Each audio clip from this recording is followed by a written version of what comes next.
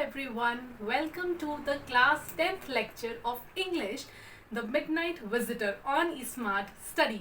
तो ये वीडियो होने वाली है क्लास 10th के इंग्लिश चैप्टर पे द मिडनाइट विजिटर। ये वाली जो चैप्टर है बहुत इजी है, बहुत थ्रिलिंग है, बहुत ही अच्छा। और देखो मैं ये समझती हूँ कि अगर आपको चैप्टर की एक शॉर्ट समरी, एक क्रिस्प समरी अगर मिल जाए जो कि आपको बहुत जल्द अगले 8 मिनट या 7 मिनट के अंदर अंदर आपको लेस देन 10 मिनट्स में इस चैप्टर की एक बहुत अच्छी, बहुत बढ़िया समरी देने वाली हूँ। और मेरा मानना यह है कि आप बच्चों को समरीज पता होनी चाहिए और maximum to maximum questions practice करने चाहिए फ्रॉम योर सैंपल पेपर्स। यही आपकी इंग्लिश लिटरेचर की एक बेस्ट स्ट्रैटेजी रहती है और उन आंसर्स को अपने आप लिखकर देखना, आपकी बहुत ज्यादा मिस्टेक्स इससे इंप्रूव होंगी। सो now let's start with the video. ये जो हमारे पास स्टोरी है मिडनाइट विजिटर, ये लिखी है हमारे रॉबर्ट आर्थर ने। तो इस स्टोरी में हमारे पास 3 मेन कैरेक्टर्स होते हैं, जिसमें सबसे पहला कैरेक्टर है हमारे पास ऑसिबल, दूसरा है हमारे पास फाउलर और तीसरा है हमारे पास मैक्स।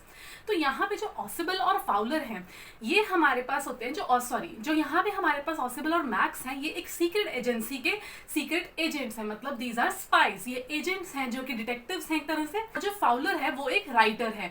सिंस एक राइटर है वो फाउलर, तो वो सोचता है कि अगर मैं एक डिटेक्टिव एजेंट के साथ रहूंगा तो शायद मेरे को उससे थोड़ी बहुत इंस्पिरेशन मिलेगी। जब मैं अपना जो भी राइट अप करूंगा तो उसमें थोड़ा सा थ्रिल और सस्पेंस क्रिएट होगा।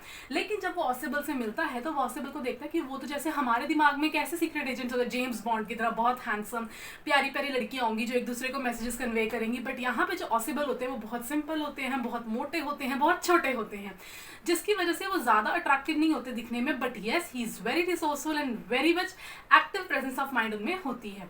तो यहाँ पे वो फाउलर उनके साथ होता है। फाउलर की थोड़ी बहुत एक्सपेक्टेशंस डाउन हो जाती है कि इनसे तो ना इनके पास कोई ज्यादा, जैसे एक गर्ल्स की टीम होती है, एक मतलब प्रॉपर एक रोमांटिसाइजिंग एक होता है ना हमारे पास जो डिटेक्टिव होता है, वैसा वो बिल्कुल भी नहीं दिख रहा था। He was just a simple man. जो जैसे पहले क्या होता है, जैसे जो मूवीज में दिखाया जाता है डिटेक्टिव एजेंट्स हो जाती है, प्यारी प्यारी गर्ल्स होती है वो मैसेजेस कन्वे करती हैं। लेकिन ऑसिबल को क्या होता था, एक सिंपल रूटीन फोन कॉल आती थी उनको अपॉइंटमेंट्स के लिए।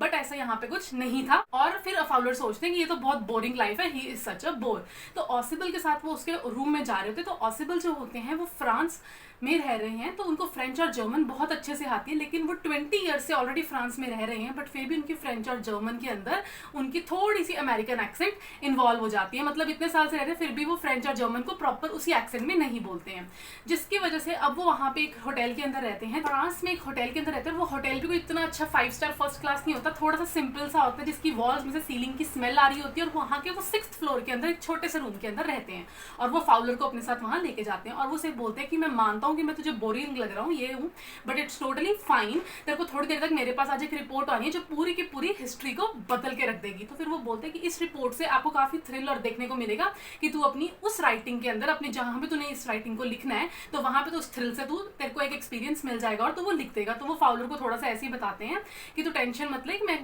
को पता है तेरे को ऐसा लग रहा है कि मैं बहुत बोरिंग हूँ, बट तुझे आज का एक अपना मटीरियल मिल जाएगा।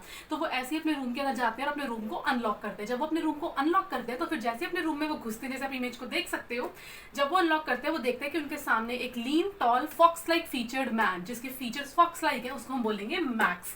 तो मैक्स उनके ऊपर बंदूक लेके खड़ा हुआ है, उनको गन पॉइंट पे रखा हुआ है और मैक्स उनके साथ गन पॉइंट पे खड़ा हुआ है। और मैक्स उनको देख के कहता है, और फिर जो होता है ना, जो फाउलर होता है वो तो राइटर है, वो तो घबरा जाता है कि ये क्या हो रहा है, ये तो कुछ ज्यादा। तो उसका फर्स्ट थ्रिलिंग एक्सपीरियंस ये होता है कि ये क्या हो रहा है, ये तो गन पॉइंट पे भाई खड़े हैं बंदे, है ना, ऐसे कैसे हो गया।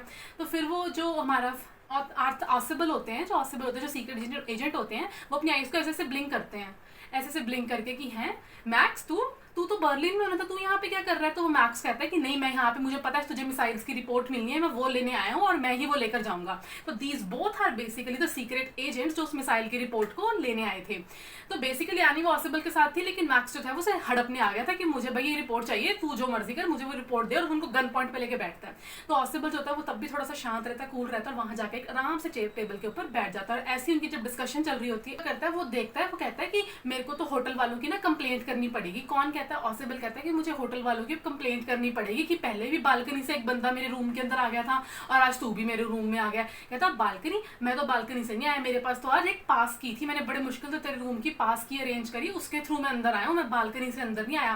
कहता अच्छा, क्योंकि पहले भी एक बार क्या हुआ कि जो हमारा होटल है उसमें हमारे पास जो रूम्स हैं उनकी एक कॉमन बालकनी है। तो पिछली बार दूसरे रूम से कोई बंदा मेरी बालकनी के अंदर और मेरे रूम के अंदर आ गया, तो ऐसे हमारी प्राइवेसी को इंटरप्शन मिलती है, ब्लॉक होती है। तो मैं होटल वालों की अच्छी खासी क्लास लगाऊंगा।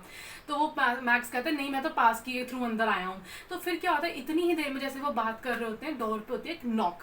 जब डोर पे नॉक होती है तो ऑसिबल कहता है अच्छा पुलिस आ गई है। तो मैक्स डर जाता है। क्यों डर जाता है? क्योंकि मैक्स के हाथ में होती है बंदूक। पुलिस तो उसी को पकड़ेगा जिसके हाथ में बंदूक है। तो उसने कहा कि जो मर्जी हो जाए, जो पुलिस है उसे 2 मिनट के अंदर अंदर तू भगाएगा तो यहाँ पे पुलिस को नहीं रुकने देगा, और जो रिपोर्ट आएगी वो मेरे हाथ में रहेगी, तब तक मैं बालकनी में जाके छुप जाता हूँ। तो मैं ऑसिबल कहता है कि यार मैं अगर दरवाजा नहीं भी खोलूंगा ना, कि जो तूने पहली बंदूक मेरे सिर पे रख दी थी, मैं उसकी वजह से क्या हुआ, दरवाजा बंद करना ही भूल गया था। तो दरवाजा जो है ऑलरेडी अनलॉक्ड है, कि अगर मैं नहीं भी रिस्पॉन्ड करने जाऊंगा तो पुलिस अपने आप ही अंदर आ जाएगी। तो फिर वो क्या करता है, पुलिस जो होती है वो अपने आप अंदर आ जाती है। तो फिर जैसे ही जो अंदर आते हैं, और जो मैक्स ना उनको क्या करता है, आप जैसे इस पिक्चर में देख सकते हो, मैक्स अपना एक पैर बालकनी की तरफ रखता है और एक पैर रूम की तरफ, और उनके ऊपर गन पॉइंट पे रखता है कि मैं जा रहा हूँ और पुलिस को जल्दी से जल्दी भगा दियो। अगर तूने पुलिस को जल्दी नहीं भगाया तो मैं उनके सामने तुझे शूट कर दूंगा, चाहे वो बाद में मुझे अरेस्ट करे या नहीं करे, मुझे कोई फर्क नहीं पड़ता, तूने पुलिस को जल्दी भगाना। और ऑसिबल कहता है चलो ठीक है मैं भगा दूंगा। इतने में वो जब जा रहा होता है, और जब वो एकदम से रूम के अंदर कोई आता है तो वो देखता है कि रूम के अंदर तो एक वेटर आता है। वेटर का नाम होता है हेनरी। तो वेटर जो होता है हेनरी होता है, वो आता है और एक वाइन लेके आता है और वाइन के साथ ग्लास लेके आता है। तो फिर ऑसिबल देखता है अच्छा ये तो हेनरी जिसको हम नीचे अभी ऑर्डर देके आए थे कि एक वाइन ऊपर रूम में भेज दो। वो रहता कहाँ है, होटल की 6th फ्लोर पे। फिर जब वो एकदम से देखता है तो नीचे जब वो बाहर जाता है तो एकदम से बहुत जोर से मैक्स की आवाज आती है शाउटिंग करते हुए। इससे वो ये पता लगता है कि कभी भी उसके जो रूम के बाहर बालकनी थी ही नहीं।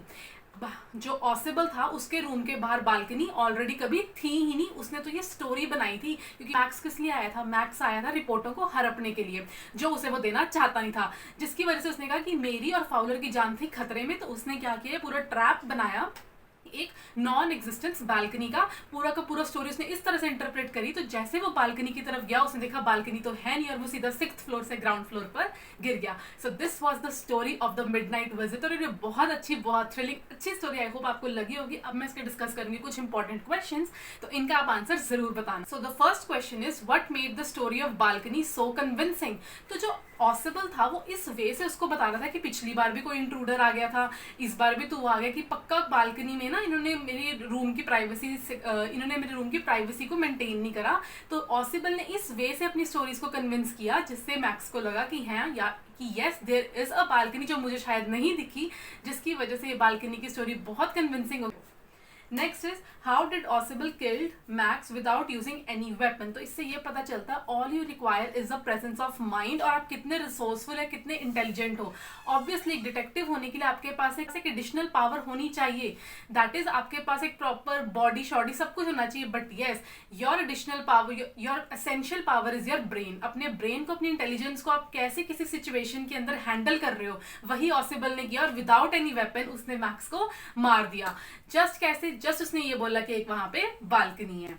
फिर उसके बाद how is ऑसिबल different from the other secret agents. So next question is how is ऑसिबल different from other secret agents. जैसे हमारे दिमाग में सीक्रेट एजेंट्स की छवि होती है कि वो तो बहुत हैंडसम होंगे, लंबे उच्चे, प्रॉपर बहुत बॉडी शॉडी होगी, लेकिन ऑसिबल यहाँ पे ऐसा नहीं था। वो छोटे से थे और वो काफी हेल्दी थे और दिखने में भी ज्यादा हैंडसम नहीं थे। और जब हम कहते हैं कि उनके पास काफी लड़कियां होती हैं या काफी अच्छे वो डिटेक्टिव्स के साथ असिस्टेंट्स होते हैं, ऑसिबल के साथ ऐसा कुछ नहीं था। उनके पास जैसे एक नॉर्मल फोन कॉल आती थी। Next is what great qualities made ऑसिबल a successful agent. अब सक्सेसफुल एजेंट ऑसिबल को किसने बनाया? सबसे पहली बात, वो बहुत ज्यादा समझदार थे, रिसोर्सफुल थे, बहुत पेशेंट थे, कूल माइंडेड थे, और अपनी इंटेलिजेंस को और अपने प्रेजेंस ऑफ माइंड को यूज करना अच्छे से जानते थे, जिसकी वजह से वो एक बहुत successful secret agent. And he was not so flashy and romantic. So ये थी आपकी स्टोरी, ये थे कुछ इंपॉर्टेंट क्वेश्चंस। आई होप आपको ये समझ आए होंगे। So now let's meet in the next video.